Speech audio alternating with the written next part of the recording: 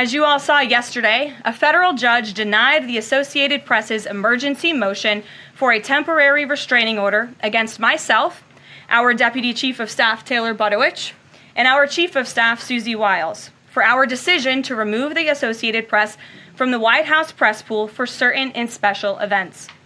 The judge's ruling, upholding our decision to deny the Associated Press such privileged access, reinforces the truth.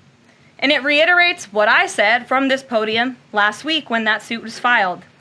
Asking the President of the United States questions in limited spaces such as the Oval Office in Air Force One is a privilege that unfortunately has only been granted to a few.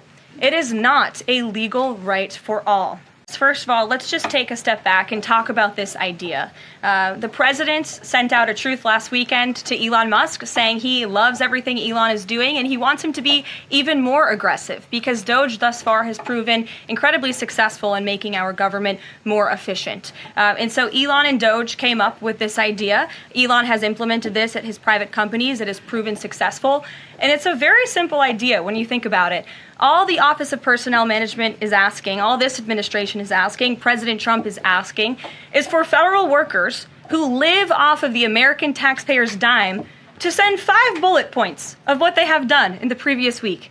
That is all we are asking for. And so the Office of Personnel and Management sent out additional guidance last night. Those responses should be directed to agency leadership, and the president defers to his cabinet secretaries, who he's obviously entrusted to pursue the guidance relative to their specific workforce. And for some of the agencies that you've seen who have said, please don't send these emails, it's in their best interest for that specific agency, and the president supports that. And let me be very clear, the president and Elon, his entire cabinet are working as one unified team. And they are implementing these very common sense solutions.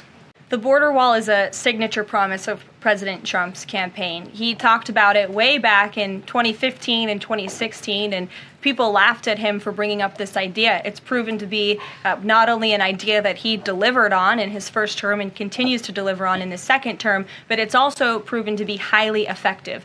In fact, we know where there were parts of President Trump's border wall built and standing under the previous administration, illegal border crossings dropped 87% where there was a border wall. So the wall is an incredible deterrent factor for illegal migrant caravans. The president is committed to the continuation of the construction of the wall. And, you know, the previous administration actually sold off the resources that the Trump administration secured to build the wall. And that's an egregious misuse of the American taxpayers' money. They just let those resources rot on the southern border. They actually sold them for pennies on the dollar. So this administration, DHS and ICE and Customs and Border Patrol and Tom Homan and all of the great people you know who are working on this effort are committed to continuing the construction of President Trump's border wall.